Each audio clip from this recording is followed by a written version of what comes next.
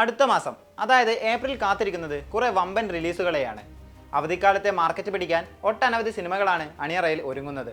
മലയാളത്തിൽ നിന്ന് മാത്രമല്ല മറ്റ് ഇൻഡസ്ട്രികളിലെ സിനിമകളും ആ ലിസ്റ്റിൽ ഉൾപ്പെടും. അങ്ങനെ കോളിവുഡിൽ നിന്ന് ഏപ്രിലിൽ പുറത്തിറങ്ങാനിരിക്കുന്ന ഒരു വമ്പൻ ചിത്രമാണ് അജിത്തിന്റെ ഗുഡ് ബാഡ് അഗ്ലി.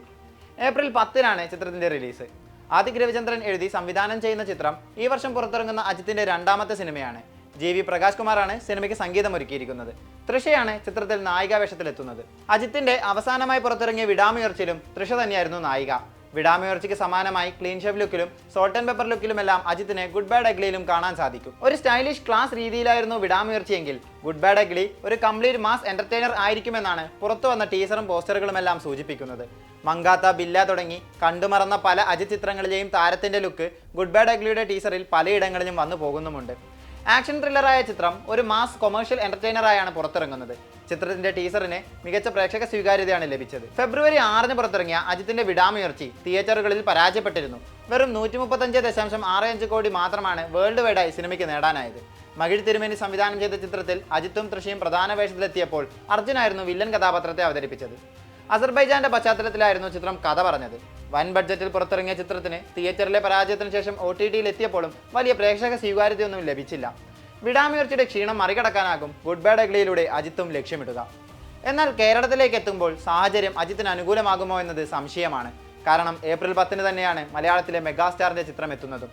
മമ്മൂട്ടിയെ നായകനാക്കി ഡിനോ ഡെന്നിസ് തിരക്കഥയെഴുതി സംവിധാനം ചെയ്യുന്ന ത്രില്ലർ ചിത്രമായ ബസൂക്കയാണ് അന്ന് റിലീസിനെത്തുന്നത്.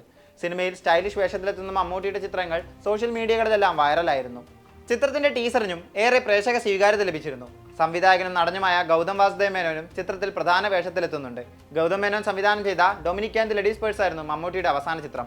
19.6 കോടി രൂപയാണ് സിനിമ വേൾഡ് വൈഡായി നേടിയത്. മമ്മൂട്ടിക്കൊപ്പം ക്ലാഷിനാണ് അജിത്ത് കേരളത്തിലേക്ക് എത്തുന്നത്. പൊതുവെ തമിഴ് ചിത്രങ്ങളെ അത്രമേൽ ഇഷ്ടപ്പെടുന്ന മലയാളിക്ക് മുന്നിൽ ഇത്തരമൊരു ക്ലാഷ് എത്രത്തോളം ടൈറ്റ് ആയിരിക്കുമെന്ന് ഊഹിക്കാവുന്നതേയുള്ളൂ.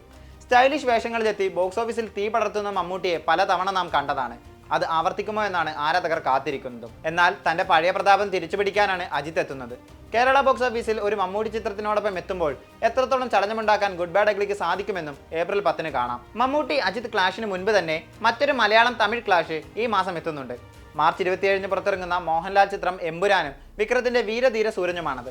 വൻ ഹൈപ്പിലെത്തുന്ന എമ്പുരാനോട് മത്സരിച്ച് കേരളത്തിൽ ചലനമുണ്ടാക്കാൻ വിക്രത്തിനായാൽ അജിത്തിനും അക്കാര്യത്തിൽ പ്രതീക്ഷ വെക്കാവുന്നതാണ്. ആസിഫ് അലി നായകനാകുന്ന ആഭ്യന്തര കുറ്റവാളി, മാത്യു തോമസ് പ്രധാന വേഷത്തിലെത്തുന്ന ദിലീഷ് കരുണാകരൻ ചിത്രം ലൗലി, നസ്ലൻ, ഖാലിദ് റഹ്മാൻ ചിത്രം ആലപ്പുഴ ജിംഖാന, ടൊവിനോ നിർമ്മിക്കുന്ന ബേസിൽ ചിത്രം മരണമാസ്, ഷെയ്ൻ നിഗത്തിന്റെ ഹാൽ തുടങ്ങി നിരവധി ചിത്രങ്ങളും ഏപ്രിലിൽ പുറത്തിറങ്ങാനുണ്ട്. ആരാധകർക്ക് ആഘോഷിക്കാനുള്ള വക ഈ സിനിമകളെല്ലാം നൽകുമെന്ന് പ്രതീക്ഷിക്കാം.